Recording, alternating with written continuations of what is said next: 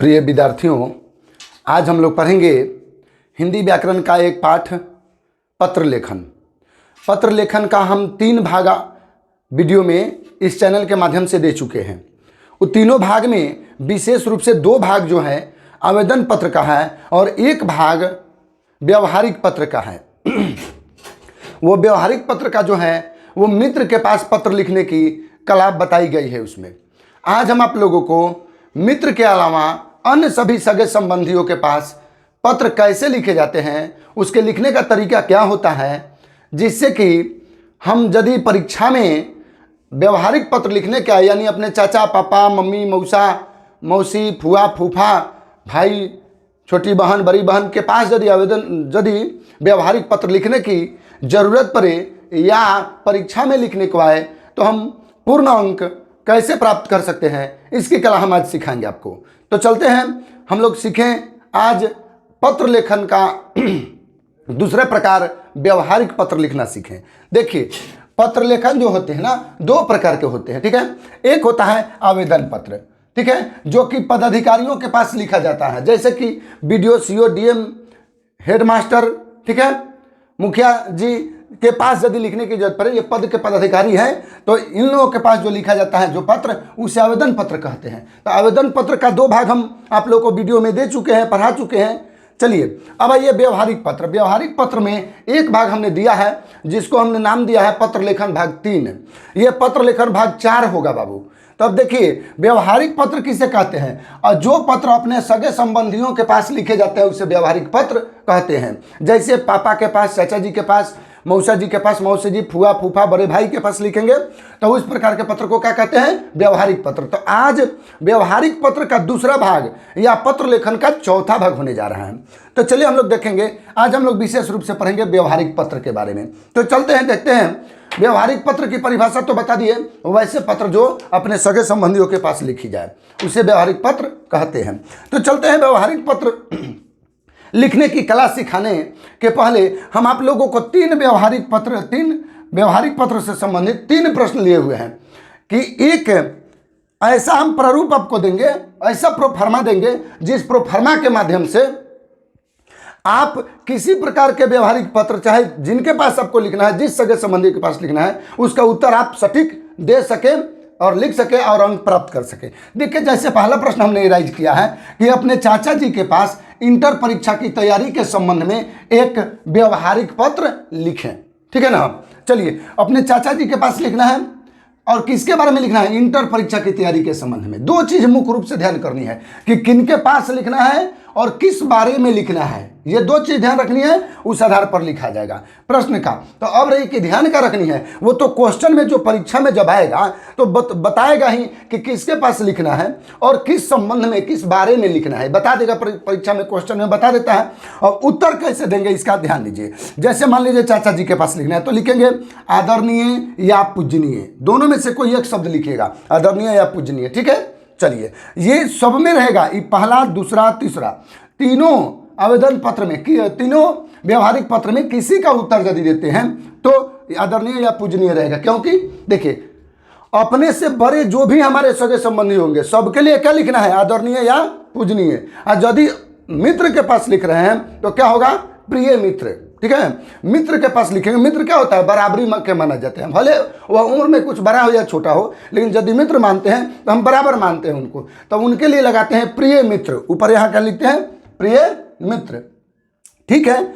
लेकिन यहीं पर अपने से बड़ों के पास लिखते हैं, बड़ा भाई बड़ी बहन फुआ फूफा मौसा मौसी, उनके पास जब लिखते हैं तो क्या लिखते हैं, आदरणीय या पूजनीय, माने आदर करने योग्य या पूजने लायक, ठीक है ना। चलिए, तो आदरणीय या पूजनीय। अब यहाँ पर डैश डैश हम क्या लिखे हैं, यदि आपके चाचा जी के पास लिखना है तो लिखिए चाचा जी। यहाँ देखिए दूसरे में लिखा है पिताजी के पास, तो यहाँ क्या भरेंगे, पिताजी, ठीक है। यहाँ लिखा है बड़े भाई के पास तो लिखेंगे आदरणीय या पूजनीय भैया जी, ठीक है ना। दोनों में से कोई एक ही लिखेगा तो लिखेगा आदरणीय भैया जी।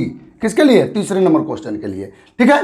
अब चलिए, सादर प्रणाम। सादर प्रणाम सब में लिखना है, क्योंकि आपको हम ये कौन सा व्यवहारिक पत्र सिखा रहे हैं, जो आपसे बड़े जो लोग हैं, ठीक है, उनके पास यदि व्यवहारिक पत्र लिख रहे हैं तो ऐसे करना है। तो उनको तो प्रणाम पहले कीजिएगा ना, ठीक है, तो सादर प्रणाम। फिर क्या लिखिएगा, मैं यहाँ कुशल हूँ। सब में तीनों का उत्तर में आएगा यह, मैं तो यहाँ कुशल हूँ, लेकिन आपकी कुशलता के लिए परम पिता परमेश्वर से मनाया करता हूँ कि दिल खुश, कि सुनकर दिल खुश हो। ठीक है, क्या लिखेंगे, ऊपर देखिए, आदरणीय या पूजनीय, दोनों में से एक शब्द कोई लिखिएगा। ठीक है, जैसे चाचा जी के पास लिख रहे हैं तो आदरणीय चाचा जी, सादर प्रणाम। मैं यहाँ कुशल हूँ, आपकी कुशलता के लिए, मैंने आपको सही रहने के लिए, सही स्वस्थ रहने के लिए भगवान से यानी परमपिता परमेश्वर से मनाता हूँ कि सुनकर, जब हम सुनूं कि आप कुशल है तो सुनकर क्या हो जाए, मेरा दिल खुश हो। यह बात लिखनी है। इतना बात आप किसी भी व्यवहारिक पत्र में लिख सकते हैं, इन तीनों के उत्तर में आप लिख सकते हैं। ठीक, उसके बाद क्या बढ़ना है, आगे ये शब्द भी लिखना है। आगे जहाँ डैश हम दिए हैं वहीं पर परिवर्तन करना है, बदलना है। आगे डैश है तो डैश तो यहाँ क्या लिखेंगे, आगे चाचा जी को मालूम की तो है ही, तो यहाँ चाचा जी पहला क्वेश्चन के लिए। दूसरा क्वेश्चन का उत्तर देंगे तो क्या करेंगे, आगे तो है ही, पिताजी के पास लिख रहे हैं तो लिखिए आगे पिताजी को मालूम की। चलिए तीसरा का उत्तर देंगे तो क्या, किसके पास लिख रहे हैं, बड़े भाई के पास, तो लिखेंगे आगे भैया जी को मालूम की।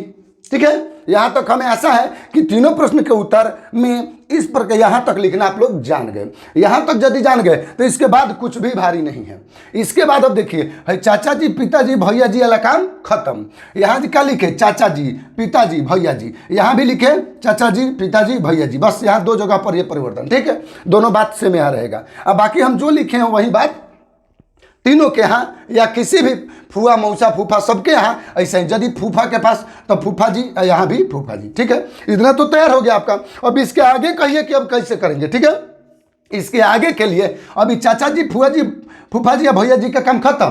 अब ये किस बारे में लिख रहे हैं, यदि आप लिख रहे हैं इंटर की परीक्षा के संबंध में, तो अब की के बाद इंटर की परीक्षा के बारे में आप बताना शुरू कीजिए कि आप इंटर की परीक्षा की तैयारी किस तरह कर रहे हैं, कब पढ़ने जाते हैं, आपके शिक्षक आपको किस तरीके से पढ़ाते हैं, आप कितना अच्छी तैयारी किए हैं, आप कितना नंबर ला पाएंगे, इन सभी बारे में आप अपना से लिखिए, वाक्य बनाइए, लिखते जाइए। जैसे कि हम मान लीजिए कि हम पहला क्वेश्चन को लेते हैं इंटर परीक्षा की तैयारी के संबंध में, तो यहाँ चाचा जी के पास तो लिखना है, तो लिखेंगे चाचा जी और यहाँ भी चाचा जी। तब यहाँ लिखेंगे कि आगे चाचा जी को मालूम की के बाद लिखेंगे मैं आपका भतीजा बहुत मन लगाकर यहाँ पढ़ रहा हूँ, सुबह उठकर नित्य क्रिया करने के बाद अपनी कोचिंग जाता हूँ। मेरी कोचिंग का समय सुंदर समय है, सुबह में ही है, पढ़कर आने जाने में मन लगता है और पढ़ाई में भी बहुत मन लगता है। मेरे शिक्षक बहुत अच्छे तरीके से हमें समझाते हैं और सभी विषयों की अच्छी तैयारी वे हमें कराते हैं।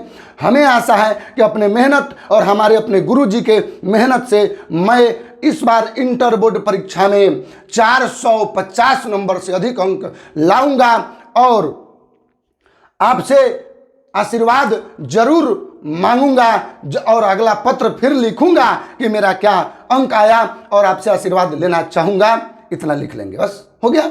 इंटर परीक्षा के बारे में जो आपकी आत्मा बोल रही है चाचा जी के पास लिखने की कि इंटर परीक्षा के बारे में आप क्या कहना चाह रहे थे चाचा जी के पास से, वो सब कह दिए। अब लिखिएगा बस इतना ही, आगे फिर लिखूंगा।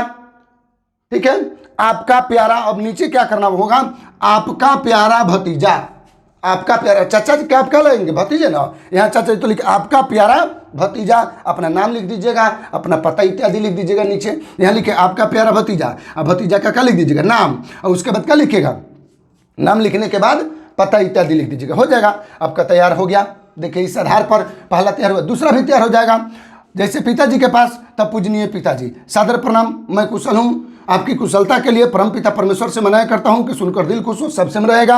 आगे फिर पिताजी के पास लिख रहे हैं, तब पिताजी को मालूम की, फिर लिखना शुरू करेंगे। आखिर चलिए पिताजी के पास किस बारे में लिख रहे हैं, प्रतियोगिता परीक्षा का फॉर्म भरने हेतु 1000 रुपया की मांग करें। ठीक है, पिताजी के पास 1000 रुपया की मांग करना है, आपको मंगाना है प्रतियोगिता कंपटीशन का फॉर्म भरने के लिए। तो लिखेंगे यहाँ से, आगे पिताजी को मालूम की मैं इंटर करने के बाद अच्छी तरह से मन लगा कर यहाँ पढ़ रहा हूँ, लेकिन कुछ पैसे की आवश्यकता पड़ रही है।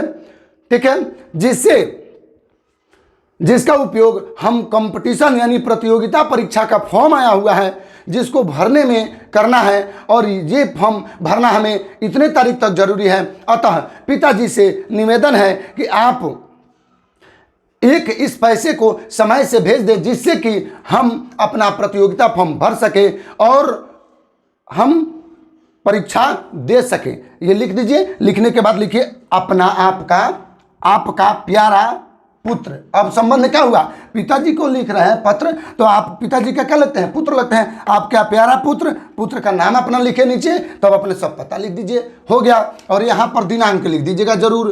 किसी भी व्यवहारिक पत्र को लिखेंगे तो यहाँ पर क्या लिखेंगे, दिनांक, डेट दे देंगे, ठीक है ना। चलिए ये हो गया दूसरा। तीसरा देखिए, अपने बड़े भाई के पास लिखे हैं तो क्या करेंगे, आदरणीय भैया जी, सादर प्रणाम, मैं यहाँ कुशल हूँ, आपकी कुशलता के लिए परमपिता परमेश्वर से मनाया करता हूँ कि सुनकर दिल खुश हो। ये तो लिखे हैं आप। आइए यहाँ आगे भैया जी को मालूम की, ठीक है। अब की के बाद क्या है, की के बाद जो लिखना है वो सारा बात आपके किस संबंध में व्यवहारिक पत्र लिखना है उस पर निर्भर करता है। तो क्या संबंध है, मैट्रिक परीक्षा के बाद आगे पढ़ने के लिए मार्गदर्शन हेतु आप बड़े भैया से मार्गदर्शन लेना चाहते हैं कि हम मैट्रिक तो पढ़ लिए, मैट्रिक की परीक्षा दे चुके और अच्छे अंक प्राप्त कर लिए, हम आगे किस चीज़ की तैयारी करें। बड़े भैया से मार्गदर्शन चाहते हैं कि आप मार्गदर्शन करें कि हम किस चीज़ की तैयारी करें। तो आप लिखेंगे कि आगे बड़े भैया को मालूम की। इतना बात तो सब में लिखना है कि आप तो अब लिखेंगे बड़े भैया को बताएंगे कि बड़े भैया आप तो जानते हैं कि आपका छोटा ये प्यारा भाई मैट्रिक की परीक्षा में बहुत अच्छा अंक 430 अंक लेकर प्रथम श्रेणी से उत्तीर्ण हुआ है। मेरी इच्छा है कि मैं आगे और बहुत पढूं और पढ़ करके उस पद पर जाऊं जिससे कि आपके अपने पिताजी, अपने समाज का नाम बढ़ा सकूं। इसलिए मैं आपसे कुछ मार्गदर्शन चाहता हूं। चूंकि आप पहले से पढ़ करके कुछ अच्छे ओहदे पर जा चुके हैं और आप पढ़ चुके हैं, आप ही को इसकी जानकारी है, तो आप हमें मार्गदर्शन देने का कृपा करें। मैं physics, chemistry, math, Hindi, Sanskrit, geography, इतिहास, भूगोल, मेरा ये सभी सब्जेक्ट अच्छा है, मैंने सभी सब्जेक्ट को मजबूती से पढ़ाई किया है, ठीक है। तो आप इस आधार पर हमें कुछ मार्गदर्शन दे कि हम किस परीक्षा की, हम किस पद की तैयारी करें जिससे कि हम समय से सफल हो जाएं और आपका नाम रोशन करें। इतना लिख दें और लिखने के बाद लिखे कि आगे पत्र मैं लिखता रहूंगा, आपका प्यारा भाई। अब क्या लिखेंगे नीचे इसमें क्या लिखेंगे, बड़े भैया का आप क्या लगेंगे, भाई लगेंगे। तो आपका प्यारा भाई, फिर भाई अपना नाम लिख लीजिए, अपना नाम यहाँ लिखेंगे, आपका प्यारा भाई नाम लिखिए और अपना पूरा पता लिख दीजिए, ग्राम पोस्ट, मोबाइल नंबर इत्यादि सब लिख दीजिए और दिनांक यहाँ जरूर लिखिएगा। इस तरह से देखिए तो 3 गो व्यवहारिक पत्र आपको दिखे, चाचा जी के पास, पिताजी के पास, बड़े भाई के पास। क्वेश्चन था, तीनों व्यवहारिक पत्र का उत्तर एक ही प्रोफार्मा पर आप लोग दे सके, दे दिए ना, सिखाए ना हम। तो यदि आपको इसी तरह के व्याकरण, संस्कृत व्याकरण, अंग्रेजी व्याकरण, गणित, फिजिक्स, अन्य सभी विषयों का इसी तरह से सरल भाषा में ज्ञान चाहिए और लेना चाहते हैं तो इस study with Ashok sir channel को सब्सक्राइब करें, शेयर करें और कमेंट करना ना भूलेंगे। आप चाहे जहां से भी इस वीडियो को देख रहे हैं, जहां से भी हैं, जरूर अपने राज्य जिले का नाम लिखने का प्रयास करेंगे जिससे हमें बहुत खुशी होगी। और यदि कोई कमी महसूस हो तो हमें सलाह देने का प्रयास करेंगे, हमें बहुत खुशी होगी। तो आज के लिए इतना ही। जय हिंद, जय भारत, धन्यवाद।